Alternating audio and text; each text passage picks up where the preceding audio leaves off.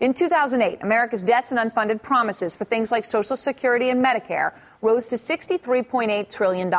Yes, that is trillion with a T, trillion. That figure doesn't count the $787 billion stimulus program, nor does it include the $180 billion bailout for AIG or the $85 billion in aid for General Motors, Chrysler, and a few of their suppliers.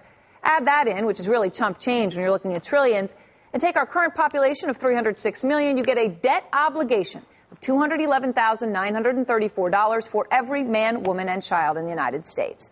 Has the government gone too far? Is the U.S. drowning in debt? Dan Mitchell is with us, senior fellow at the Cato Institute. Christian Weller is senior fellow at the Center for American Progress and associate professor for public policy at the University of Massachusetts, Boston. Good to have both of you with us. Dan, what it seems like has happened in some way, and maybe without anybody consciously wishing it to, is that once you started, you couldn't say no to anybody. And so we're in this position where to protect jobs here and there in banking and in autos and to protect housing prices from going down any further, and the list could go on and on and on, we're just going to keep printing or borrowing money. Is there any way to stop it? Well, unfortunately, politicians only think 2 years down the road or whenever their next election is going to happen. So in all likelihood, the debt situation we're in now is going to be worse. And I don't say this as someone who is anti-debt. We went into debt to win World War II.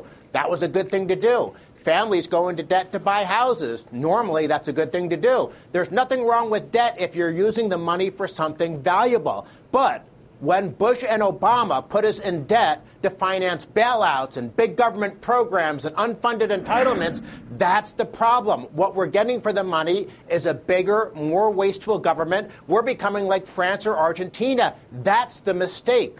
Christian, can I ask you about that point there, whether Argentina specifically or generically? One of the real concerns seems to be that the government is trying to reduce the pain. Well, right? By holding prices up, and we're borrowing money to do it. And has it ever in history worked where prices haven't eventually fallen anyway, leaving you with the giant debt burden? Well, the debt burden is certainly an issue. Argentina, in fact, went into debt because it pursued some of the policies that Dan usually advocates. But that's an issue for another debate. The main issue here is that the Obama administration is certainly keeping the eye on the ball, and that is long-term growth. A lot of the money is being spent, for instance, to improve our education system, to make our healthcare system more efficient, to improve our infrastructure. And that costs money, and money that we don't have, but that we need to spend at this point to invest in more long-term growth. I think the most important thing, the fastest way of getting out of... actually isn't for any of that. I mean, infrastructure got an incredibly small part, actually, of the stimulus. It was a substantial amount in the initial part. The other part is you do need to separate two issues out. We have one of the worst recessions in decades. At the same time, we also coming off 8 years of very, very low growth.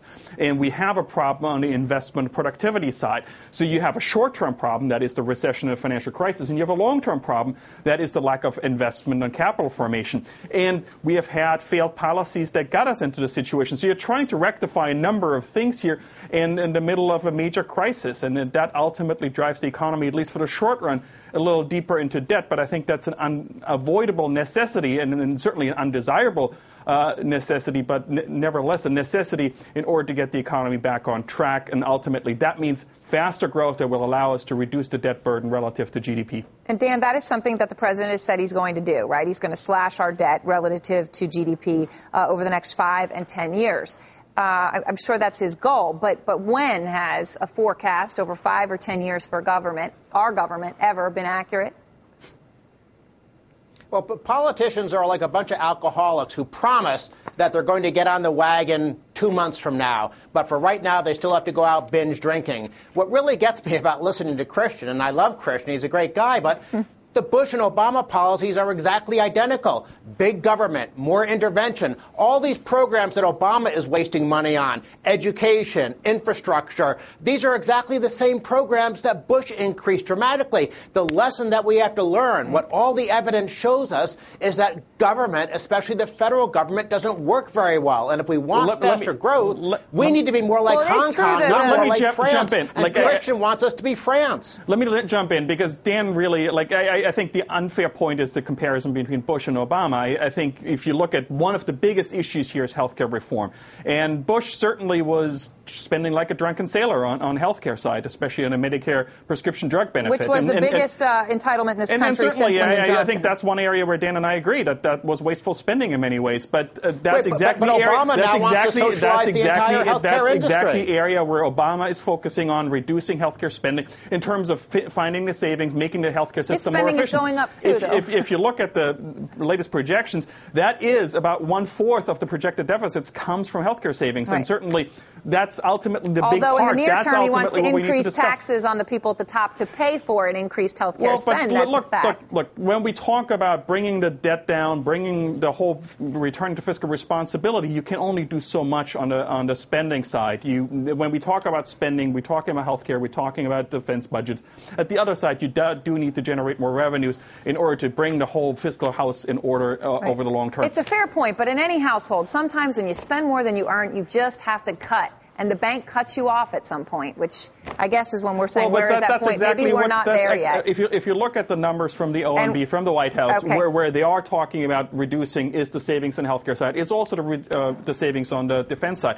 And I think then you have got all the savings that you can You're arguing that giving government more control over healthcare is going to bring costs down. Every time government gets involved, costs go up. This conversation is a TBC. That would be to be more efficient continued. than the private sector side. Gentlemen, we'll have you both back. I know this is the tip of the iceberg, and it's one, believe me, we will be tackling again and again. Thank you Good to have very much, both of you with us, as always.